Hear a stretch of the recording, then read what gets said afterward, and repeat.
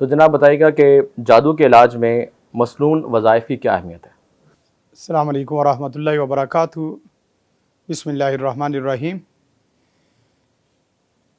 جناب سرفراز صاحب، جادو کے علاج میں کہیں یا کسی بھی علاج میں زندگی کے ہر شعبے میں مسنون اعمال کی بہت زیادہ اہمیت ہے۔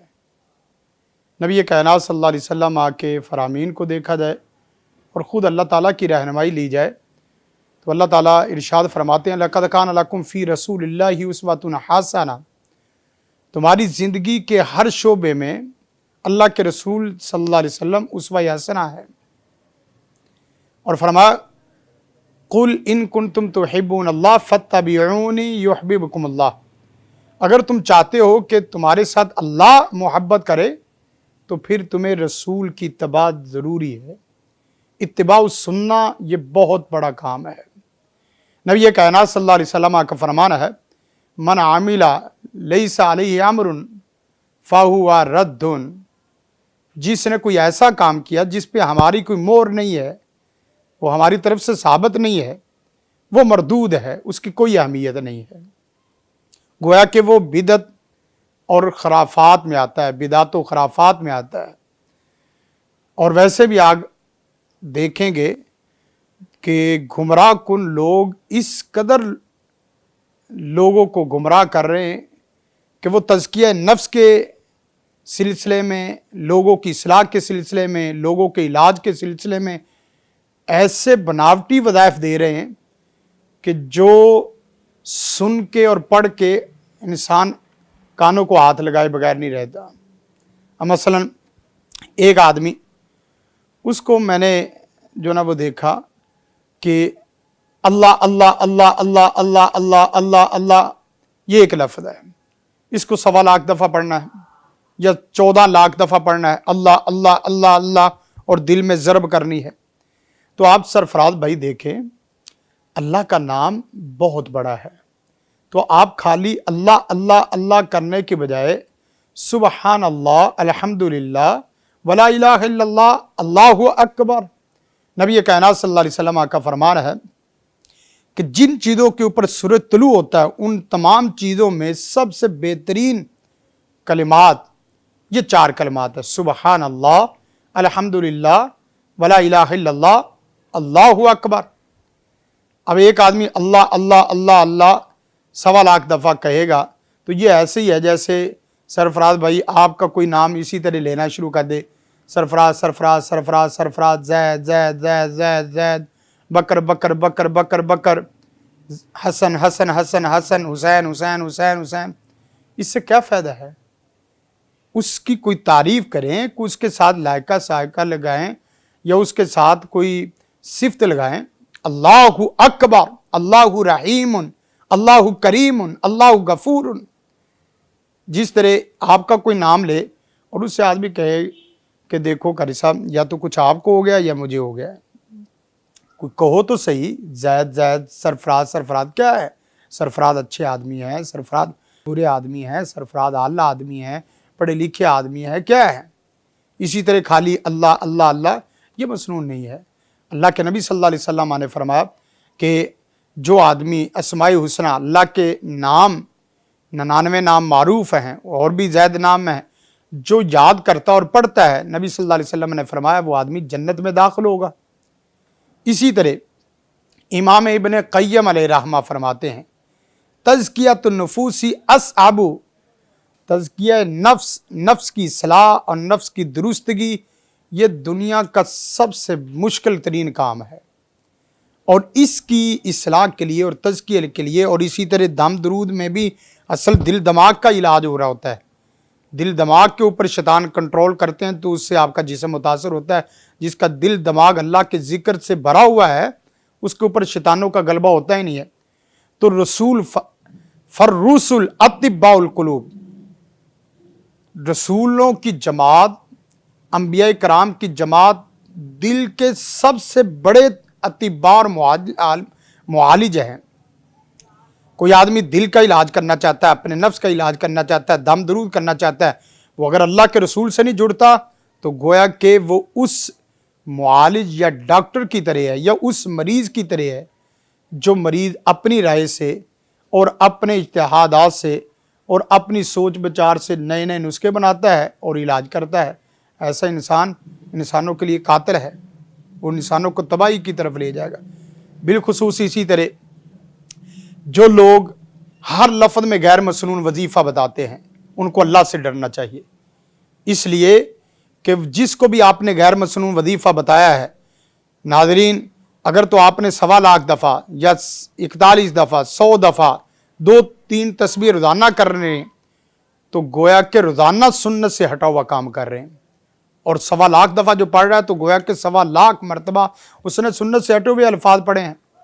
اور بسا اوقات تو سنت سے ہٹے ہوئے الفاظ ایسے ہوتے ہیں کہ جو بدعت و خرافات میں لے جاتے ہیں، اور ہمارے لوگ اسی طرح کر رہے ہیں.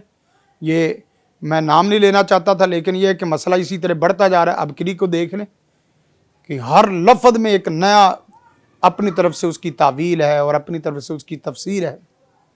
اللہ سے ہمیں ڈرنا چاہیے. ناظرین، آپ ایک چھوٹی سی مثال سے اندازہ لگائیں کہ مسنون عمل کی کیا اہمیت ہے. میں علاج کر رہا تھا تو علاج کے دوران ایک جن حاضر ہوا اور اس نے کہا کہ قاری صاحب اس کے گھر میں گئے ہیں تو بھوکے ہو گئے ہیں، نہ سونے کو جگہ ملتی ہے، نہ کھانے پینے کو کھانا ملتا ہے، نہ رہنے کو کچھ اور چیز بستر ملتا ہے. میں نے کہا کیا؟ کہنے لگے وظائف کرتے ہیں، مسنون وظائف کرتے ہیں. تو میں نے کہا بھی یہ جو دوسرا فرد ہے اس کے اندر تو حاضر ہے اور بسم اللہ تو یہ بھی پڑھتی ہوگی اور باقی وظائف تو یہ بھی کرتی ہے، خاتون باپرد ہے. کہنے لگے نہیں قاری صاحب اس سے میں کھانا کھا لیتا ہوں. میں نے کہا کیوں؟ کہنے لگا کہ ناظرین یہ بہت بڑی بات ہے. دیکھیں میں آپ کو بیتا مسئلہ اور آپ بیتی جو نہ کہانی سنا رہا ہوں. اس نے کہا کہ یہ بسم اللہ کھانے سے پہلے بسم اللہ کے ساتھ شروع میں اعوذ باللہ پڑھتی ہے، اعوذ باللہ من الشیطان الرجیم بسم اللہ الرحمن الرحیم، پھر کھانا کھاتی ہے. تو گویا کہ اعوذ باللہ کے لفظ حدیث میں نہیں ہے، حدیث میں صرف بسم اللہ کے الفاظ ہیں. تو جو بسم اللہ کے ساتھ آگے پیچھے اور لفظ بنائے گا تو بسم اللہ کے نام سے بڑھ کے کون سی چیز برکت والی ہو سکتی ہے؟ جہاں اللہ کے رسول نے صبح 3 دفعہ وظیفہ پڑھیں، شام کو 3 دفعہ وہ پڑھیں. گویا کہ مسنون اعمال میں یہ چیزیں وہ کریں. اور اسی طرح امام سفیان بن عیینہ فرماتے ہیں کہ ان الرسول هو المیزان الاکبر، رسول کائنات صلی اللہ علیہ وسلم کی ذات گرامی، آپ کی ذات بابرکت پوری کائنات کے لیے سب سے بڑا ترازو اور سب سے بڑا میزان ہے. جس نے بھی جو عمل کرنا ہے وہ پہلے اللہ کے رسول کے ترازو میں تولے اور اس کے اندر وزن کرائے. اگر وہ آپ کے ساتھ موافقت میں عمل ہے تو ٹھیک، اور اگر آپ کے مخالفت میں ہے تو فہو الباطل، وہ باطل ہے اور مردود ہے. یہی صورتحال ہے. اسی طرح ناظرین آپ مسنون وظائف کی بہت بڑی پاور ہے. اس واقعے سے بھی آپ اندازہ کریں گے. ہمارے ایک شیف تھا ادارے میں، اس کو بہت تیز بخار ہو گیا. بخار جس وقت شدت اختیار کر گیا تو میرے پاس کچھ بچے آئے، کہنے لگے کہ حافظ صاحب کچھ پیسے دیں، کرایہ دیں. میں اس کا انچارج بھی تھا ادارے کا ہیڈ ہونے کے ناطے، تو کرایہ دیں اور اس کو ہم نے ہسپتال میں لے کے جانا ہے، دوائی لینی اور گاڑی کا کرایہ. میں نے کہا چلو بیٹا آپ جائیں، میں آ رہا ہوں، میں تیمارداری بھی کر لوں گا اور آپ کو کچھ پیسے روپے بھی دے دوں گا. جس وقت میں اس کے کمرے میں داخل ہوا تو فوراً وہ چیخ کے کہنے لگا کہ سب لوگ آ جائیں لیکن یہ حافظ صاحب نہ آئیں. میں نے کہا بھئی یہ جناح کا مریض نہیں ہے، یہ تو ہماری ایمرجنسی کا ہے. تو میں نے جس وقت قصہ مختصر اس کو ایک کمرے میں الگ بٹھا کے گفتگو شروع کی تو میں نے کہا نکل جاؤ، نماز کا وقت ہے وگرنہ میں پٹائی کھچائی کروں گا. کہنے لگا نہیں، آپ نے نہ کچھ پڑھا ہے، نہ کچھ کیا ہے، نہ کوئی بات، نہ مکالمہ، ویسے نکل جاؤں. اب جس وقت میں نے اس کی ڈٹھائی دیکھی تو میں نے ایک بچے کو کہا کہ اس کو 2-4 جوتے لگاؤ. اس کا پاؤں اوپر کر کے میں نے 2-4 جوتے لگوائے. تو بسا اوقات صدا دینی وہ بھی حکمت کے ساتھ ضروری ہو جاتی ہے، اور بسا اوقات صدا کیا ہاتھ لگانا بھی وہ شرع کے منافی ہے. تو میں نے جس وقت اس کو جوتے لگوائے تو فوراً کہنے لگا کہ قاری صاحب آپ بتاؤ، آپ کے ہاں کوئی اگر مہمان آئے ہو اور اس کے دسترخوان کے اوپر کوئی پیشاب کر دے تو آپ اس کو کیسا جانیں گے؟ میں نے کہا یہ تو اچھی بات نہیں. میں نے کہا بات سمجھ نہیں آئی. کہنے لگا کہ ہمارے آئے ہوئے تھے VIP مہمان, ہم دسترخوان لگا کے بیٹھے ہوئے تھے, لیکن یہ آیا ہے نہ اس نے ادھر دیکھا نہ ادھر دیکھا ہے, کھلا علاقہ ہوگا, تو اس نے بغیر ادھر ادھر دیکھے پیشاب کر دیا دسترخوان کے اوپر. میں نے کہا بات تو آپ کی سچی ہے, تو آپ نے یہ بخار والا یہ کیوں معاملہ کیا؟ کہنے لگا میں نے اس کو مرض کا سمجھ نہیں, اندازہ ہی نہیں ہونے دینا تھا, بیمار بخار کا علاج کرتا رہتا, اس کو پتہ ہی نہیں لگنا تھا, لیکن یہ تو ایسا ہوا کہ اللہ نے اس کی مرض کی تشخیص کرا دی. تو میں نے اس کو ساتھ ایک سوال کیا جو ناظرین جس کے لیے آپ کو یہ واقعہ سنا رہے ہیں. میں نے اس سے پوچھا دیکھو یہ آپ کو نہیں دیکھ رہا تھا لیکن آپ تو اس کو دیکھ رہے تھے, آپ پیچھے ہو جاتے. کہنے لگا نہیں قاری صاحب دیکھیں, آپ کو جو اللہ کے رسول نے پیشاب کرنے کا مسنون طریقہ بتلایا ہے وہ اگر یہ اختیار کر لیتا, پیشاب کرنے سے پہلے دعا مسنون پڑھ لیتا, تو بسم اللہ اللہم انی اعوذ بک من الخبث والخبائث یہ دعا پڑھ لیتا اور اس کے بعد پیشاب کرتا, تو ہمارے اور اس کے درمیان میں اس دعا اور مسنون عمل کی برکت سے دیوار بن جانی تھی جو اس کے درمیان اور ہمارے درمیان میں آڑ آ جاتی. تو ناظرین مسنون اعمال وہ بہت اہمیت کے حامل ہیں, اس میں پاور بھی زیادہ ہے, اس میں اللہ اور اس کے رسول کی رضا بھی ہے, اور وہی حقیقی دین ہے, وہی اصل وظیفہ ہے.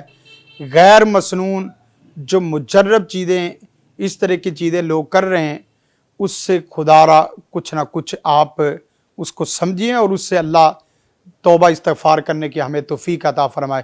وگرنہ یہ ہوگا کہ ہم غیر مسنون میں اتنا آگے نکل جائیں گے کہ ہمیں سنتیں یاد بھی نہیں رہیں گی. میں اللہ سے ڈر کے کہتا ہوں جو آدمی ارکان اسلام اور ارکان ایمان ان کا پابند ہے, صبح شام اور سونے کے اذکار باقاعدگی کے ساتھ پاکیزگی کے ساتھ تقوی اخلاص توکل کے ساتھ کر لے, دنیا کا کوئی جن دنیا کی کوئی شیطانی انسانی اور جناتی قوت اس کو نقصان نہیں دے سکتی اگر آپ متبع سننا ہے. اور جو متبع سننا ہے اس کے اوپر اللہ کی بہت بڑی کرم نوازی ہے, اللہ کا اس کے اوپر بہت بڑا فضل ہے, اللہ کی اس کے اوپر بہت بڑی رحمت ہے. اور اگر جو متبع سننا نہیں ہے وہ سمجھ لو کہ کسی نہ کسی جگہ ایسی مار ضرور کھائے گا کہ جو اس کی ڈائریکشن کا اور قبلے کا مسئلہ بنے گا. جانا تو وہ ملتان چاہتا ہے, کہیں ایسا نہ ہو کہ آپ ملتان جانے کی بجائے پنڈی تک پہنچ جائیں اور وہاں آپ سر پکڑ کے جدا فدا کریں کہ میں جانا تو ادھر چاہتا تھا لیکن پہنچ ادھر گیا ہوں. یہی مثال متبع سننا اور غیر متبع سننا کی ہے. اللہ ہمیں اتباع سنت کی توفیق عطا فرمائے.